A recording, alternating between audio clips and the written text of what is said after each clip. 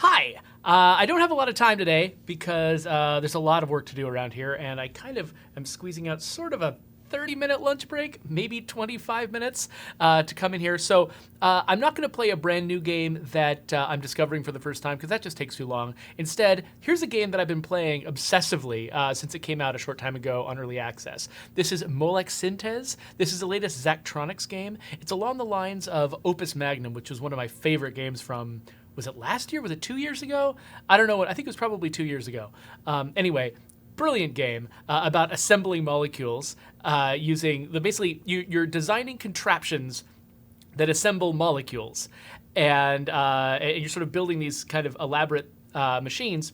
And really, it's an open-ended puzzle where you can solve it any way you want. And the question is, can you be more efficient or come up with solutions that are better on any of a number of different metrics than other players? And so it's not about finding the one solution the designer came up with. Instead, it's about finding the best solution you can. So this game is very similar, only it's just got a slightly different set of constraints. Let me just grab one of these here. Here's my original solution to amphetamine.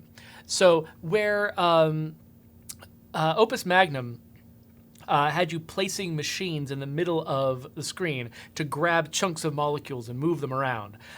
This one has you trying to manipulate them from the outside. So all of your machines, these emitters that you see around the periphery, numbered 1 through 6, these are your only abilities to manipulate these molecules.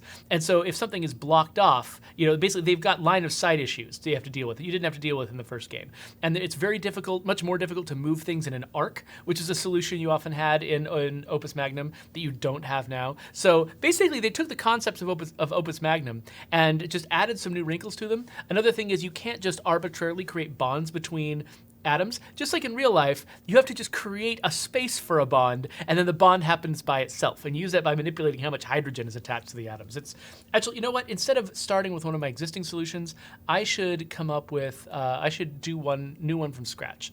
So I won't grab one of the late game ones because they're crazy. Maybe, I don't know, Kojic acid?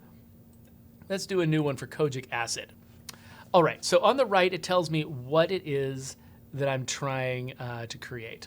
So, oh, hey, look, it's Cloudcraft Games. He's joined me in the chat. Hello, Cloudcraft.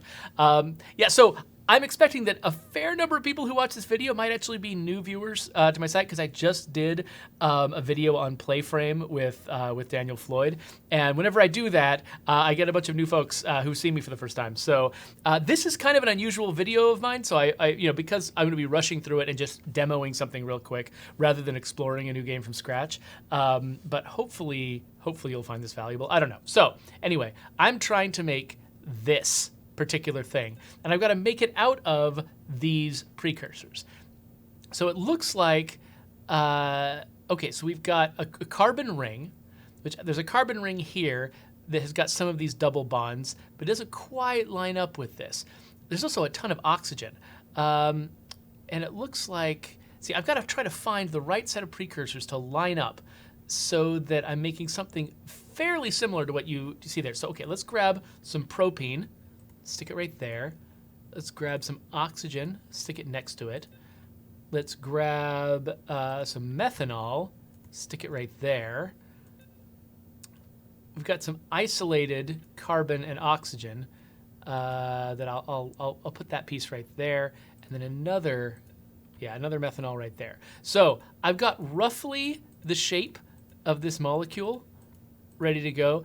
And so now I've got to figure out how to get all these bonds to happen. So this double bond already exists. This bond already exists. This bond exists, and I need to break it so I can get this oxygen over into the right place. There's no bonds here. This bond exists. But really, basically, each of these atoms, you can see down here there's a key. Chlorine wants to have only one bond. Oxygen wants to have 2. Nitrogen wants to have 3. Carbon 4. And sulfur 6. And I think that's actually fairly accurate to real chemistry, which is kind of the fun of this. Whereas Opus Magnum was treated things like magical alchemy. This game is trying to do more nods to genuine science. It obviously is not actual science. This is not how scientists construct compounds in their labs. But there's enough nods to real science that it makes it feel more legitimate, and it's kind of, I don't know, there's a little bit of intensification to the fun that comes that way. So, okay, so how do we do this? So if I want two atoms to bond, what I need to do is, so right now, all of these atoms have all the bonds they want. Like a carbon wants to have 4 bonds, and so it's got 1 bond to this oxygen, and then it's got 3 hydrogens around it, so it's got a total of 4. If I want to make it bond to this other carbon, I need to remove one of the hydrogens to give it a free bond, and remove a hydrogen from this carbon to give it a free bond. Let's try that with the oxygen and carbon that are right here. So like I'll grab number 6, and I'll give number 6 an instruction. Remove a hydrogen. And I'll also give number 1 an instruction to remove a hydrogen. And I'll play it one step. So they removed a hydrogen from the oxygen and a hydrogen from the carbon, and since they were both missing a hydrogen, they made a bond with each other. And so I need to do that across this entire molecule to make the right things happen. And I've got to do it efficiently with these emitters that I have available. Oh, that's right. Cloudcraft just pointed out my face is in the wrong spot. So you can see down at the bottom of the screen, way below me, those are my commands that I have available. So let me move my head so it's covering those, since you saw that that exists. So I'm grabbing commands from that list and putting them in a queue up above. And so right now, so I just assigned remove a hydrogen to emitter 1 and remove a hydrogen to emitter 6. And so they'll do that simultaneously. If I had only done it to 1 would have removed a hydrogen from oxygen, and see this thicker outline means oxygen has got at least 1 extra bond it's ready to make. And so when I also subtract that, it'll bond. And so basically all of these atoms are trying passively to bond all the time. And my job is to try to give them the excuse to do it. So let's see here. So this one needs to have only 1 hydrogen. It needs to be bonded to that oxygen. So I'm going to assign number 2 to remove a hydrogen, shift to its left, and remove another hydrogen from the oxygen there. So it'll go boink, slide, boink. And now those two are united just the way they are in this diagram. So these two, again, similarly, this one has to lose all of its hydrogens. This one just has to lose 1, and they'll bond. So let's start 3, removing that first hydrogen, sliding to its right, and then removing 3 more. Okay, so this carbon is where it needs to be, but it needs to be double bonded to this one. So let's assign number 5 here to do that work. So it's going to get rid of 2. See, this one, it's got 1 hydrogen. So I just need to remove 2 hydrogens from this. It'll bond with the left one and the right one. Is that right? Oh, but I also want to unbind it from the oxygen. That's the other thing. Okay, gotcha. So I was about to say, wait, I removed 2 bonds from this, but it ends up with 3. How does that work? Oh, that's right, it loses the oxygen. That's where that comes from. So, okay, so number 5, it's going to remove a hydrogen and another hydrogen from this one. It's going to slide to the right. And actually, it doesn't even need to slide to the right. It just needs to do that job right there. Meanwhile, oh wait, I can't do that immediately though. Because, here's why. If I just sit there and remove hydrogens, it's never going to let go of this oxygen. This thing is hungry to be bound to atoms. And so it's going to have a hard time removing itself from that oxygen unless I do something else. So, well, actually, one thing I could do is 4 could just add a hydrogen to the oxygen, and that since the oxygen is full now, it won't bind with the carbon at all. And that's probably actually what I want to do. So we'll stick with that. Another thing I could have done is first adding a hydrogen. I'm using hotkeys here. First adding a hydrogen to the carbon, which frees the oxygen. I could move the oxygen over, and then I could just remove the rest from the carbon. Either one of those solutions work. In fact, because I'm already on that one, why don't we just do that? So 4 is, okay, so first we have to unbind the oxygen. And so that's going to happen this first step. The second step, I want 4 to push the oxygen and then to remove another hydrogen from it. So it's going to go unbind, push, remove another. And then 5, let's see here. Oh, that's right. Now that I'm adding a hydrogen to this carbon, I need to remove 3 to get it where it needs to be. So now what are we left with? We're left with this 1 carbon atom that's screwing us up. Everything else is right, but this carbon atom has got 3 hydrogens, when what it really needs is 2 bonds to this oxygen and 1 bond to this carbon. So the question is, which of my emitters is the right one to give it that instruction? So one of the ways that I'm going to be judged at the end of this is how many cycles it takes me to complete a molecule, or to complete a certain number of molecules. And so right now, so basically I want this list to be as short as possible. So right now, 3 is my longest series of instructions. 3 is doing a lot. And so this entire process is not done until 3 is finished. But 6 and 1 are doing almost nothing. So for instance, 6, if instead of starting here and zapping this one, if I started 6 over here, I need to remove all 3 hydrogens from this. So I could have it remove all 3 hydrogens, then move to the left, then remove that 1 hydrogen it needs. That's one way I could do it, except it bonded immediately to the oxygen. As soon as the oxygen got clear, it bonded. Let's look at that again. So number 4 here, number 5 opens up the oxygen by binding with the carbon. So now the oxygen is open and immediately binds with this carbon.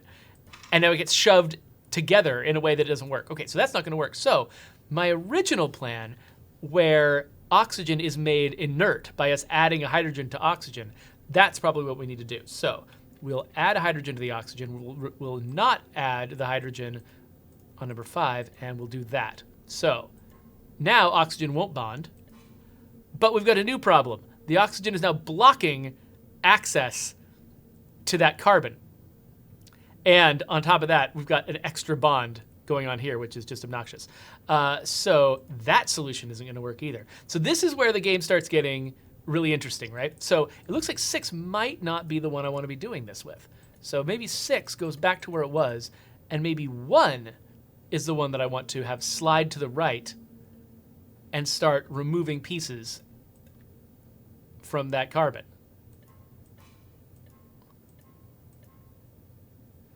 Okay, that kind of worked, except I think, I don't have 4 removing the last hydrogen. Oh, that's right. Originally, I wasn't adding a hydrogen to the oxygen, so I only had to remove 1. Now I need to remove 2. So let's try that again. And I think this is our molecule. I think that matches this. So there's one last step we need, which is we need to submit the molecule. So I'll stick that there. So number 6 is going to hit it with a beam that delivers it. So we go boink, boink, boink, boink, boink, and it's delivered. And then I can just, we got a problem. What did I forget to do? I slid several of these emitters to the side and never slid them back. You have to complete the transition. So basically, you complete the loop. So if 3 moves to the right, I have to eventually move it to the left, or it's going to start, continuously progressing around the edge instead of repeating the same actions again and again. Saddest Crow says that this reminds him of Space Chem. So I think this is made by the same people who made Space Chem. Wasn't Space Chem one of Zachtronics' first games? So Cloudcraft confirms that, actually. That, this is basically 2 iterations beyond Space Chem.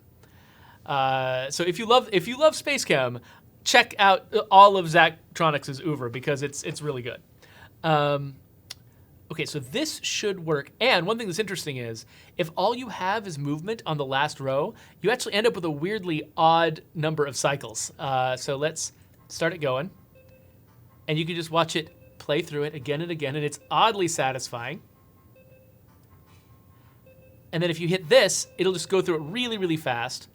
And it looks like I beat my friend Will in cycles. Oh, wait, no. Okay, so this is my highest score I've ever gotten, listed here on the right. So this is the best score I've had gotten for cycles. You want this low. This is about as good as I've ever done for modules. And it looks like I've done 1 better with symbols. Symbols is how many of these instructions you leave. But this is the best I've ever done. Here is what I just barely did. So I actually did it at 719, which is 1 better than my friend Will, but not better enough. So I've done it at 600 before. And so let's go out to the menu and look at my original solution, which got it done by 600, and see what I did differently. So it's not that different. It looks like instead of, it looks like I've got different precursors here. Let me look back again real quick. Let me remember, what did I do? So, oh yeah, so this one, I did all the carbons as one unit over here and just added this oxygen and this and manipulated in this oxygen in a different way. But in my original solution, I actually have these two, I forgot what these were called, propene or something. I had two of these ones sticking out like that. So that's a different configuration, which means I had a different set of problems to solve. And you'll notice, instead, see, the original one took 6 instructions because I had to slide so many out of the way and then I had to slide them back. And I've got all these sort of inefficient gaps here where number 6 just is not doing anything for most of the time, and 5 is not doing very much for most of the time. So that's kind of awkward. In my original solution, it's much denser. Things are only taking 5 steps instead of 6. And there's a lot less sort of wasted space. You can see, and fewer of them are moving as much either. So now, so I came up with a set of precursors that just required me to do less overall, and then I packed the instructions in better. And so now this one, when it pops up, I really am at 600 cycles. And it shows you this histogram here to tell you how well you did compared to the general public. So you can kind of see these little peaks where common solutions sort of centered on the same scores. And so my solution, it's not the best. Apparently it's possible to go slightly better than I've done, because somebody's done something right here that's better than 600. But 600 is almost the best. And actually, you know, so right now 3 is my one that's kind of taking too long. And what is 3 doing? 3 is adding to this carbon, sliding to the side, subtracting, sliding back, and subtracting again.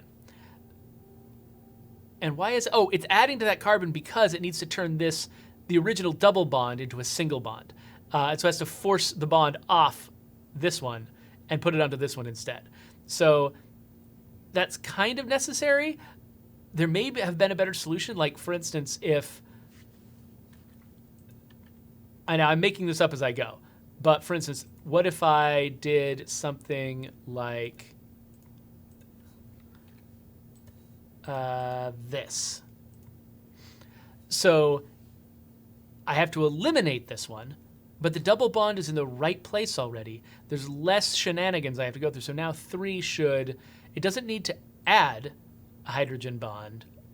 It needs to start by subtracting one, then move to the right and subtract 2, and then get back.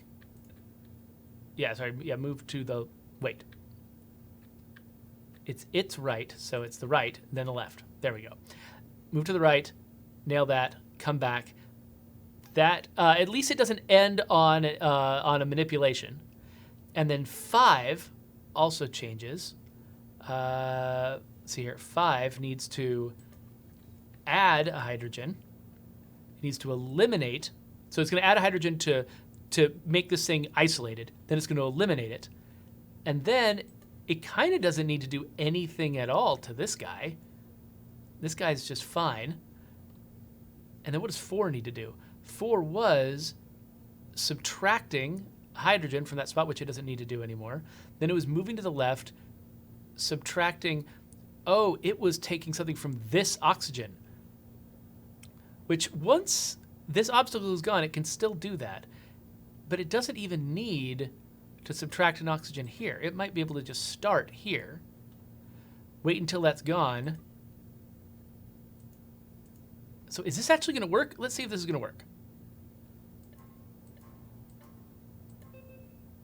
Okay, that actually works. And notice that the delivery happens 1 step earlier. That means it's going to get better by exactly 1.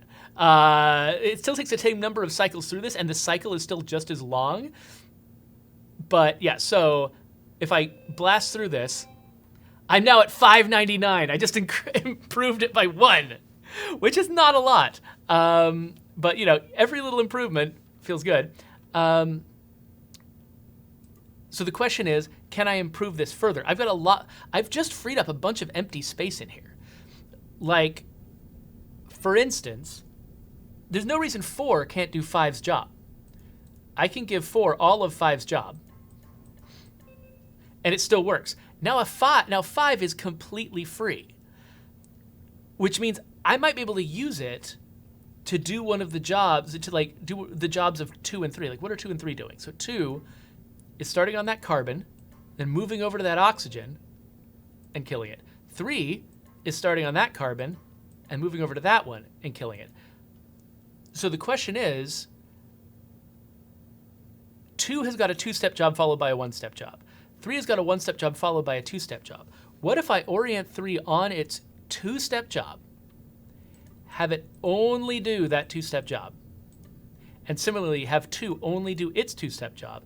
Then I take 5 and I stick 5 in a position where it can do the 1-step, both of the 1-step jobs that the other ones were doing. Okay, so that didn't work. And what is the reason it didn't work?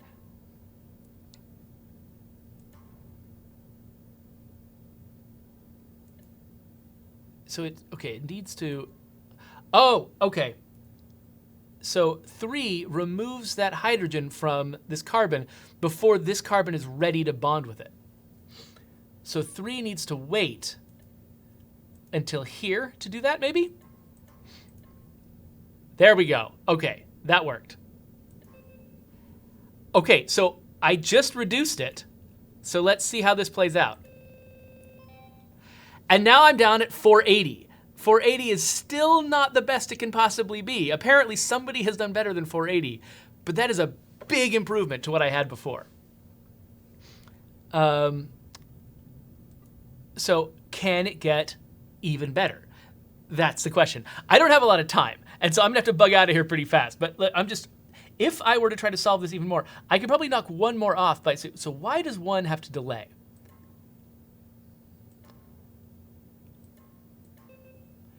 What happens if 1 starts early? What disaster happens if 1 starts early? Okay, if 1 starts early, we get this double bond here instead of the double bond with the oxygen. That's what happens if 1 starts early.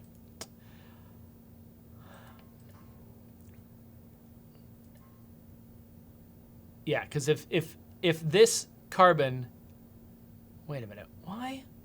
Hold on, why would it double bond with the, okay, let's look at this again. Let's pull this in the wrong spot again.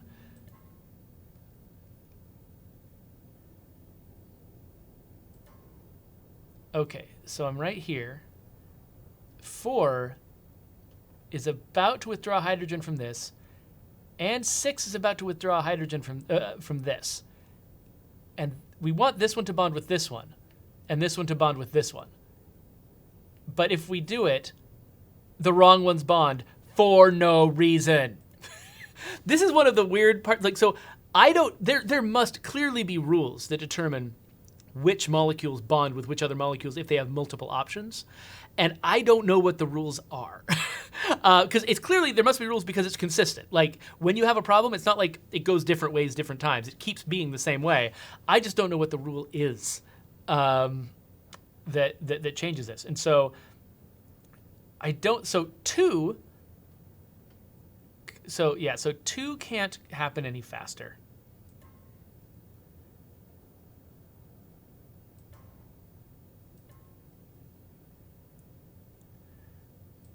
Two can't happen any faster. Is that, yeah, because I'm say like,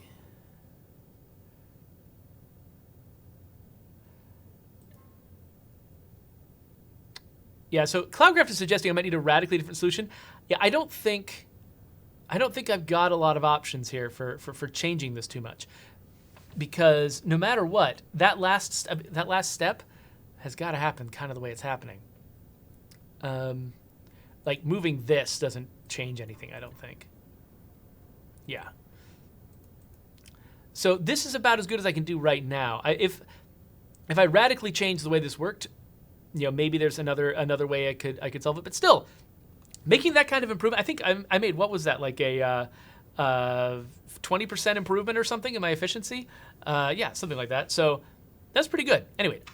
Oh, wait. What did I just break it? What did I do? What did I break? Oh, wait. Oh, yeah, 1 needed to be out there. That's right. All right. So that was an improvement. It's cool. And so, yeah, Kojic acid, I've now got the best solution I've had so far. And you can see, like, as I sort of page through all of these different ones, I've got a lot of friends who have played the first level. Some of whom, well, the first level, it's hard to get much better than, you know, the best solution. Best solution is kind of obvious. I've got friends who are really good at this game. 48 cycles for ethanol is ridiculous. That's my friend Anna, and I have no idea how she figured that out. I don't even know how Will got 1 better than me, so I have no idea how Anna got 12 better than me. And it keeps going on down the list like that. For most of these, I've figured out the ideal solution. I've gotten on top, but for some of them, I have not. But this is kind of the fun part of playing Zachtronics games, is seeing just the numbers hinting at your friend's solutions. Oh, look, I beat Will by 1. Woohoo! Just seeing the numbers representing your friend's solutions and trying to guess what must they have done. And sometimes you can actually kind of deduce from the numbers what kind of thing they must have done in order to succeed. Yeah, so Cloudcraft points out that sometimes if there's a really dramatic solution, sometimes it's because someone found a completely weird solution that's just different from what everybody else is doing. I'm trying to find, there was one particular one. Oh, chloroform. Chloroform is an example where my original version of it, chloroform, it's pretty simple little shape here.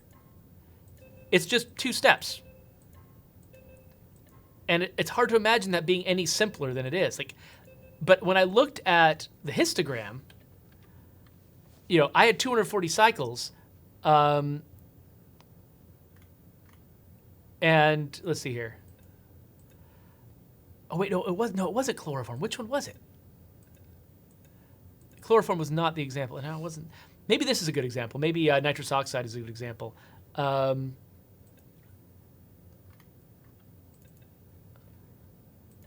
So yeah, this seems pretty straightforward, right?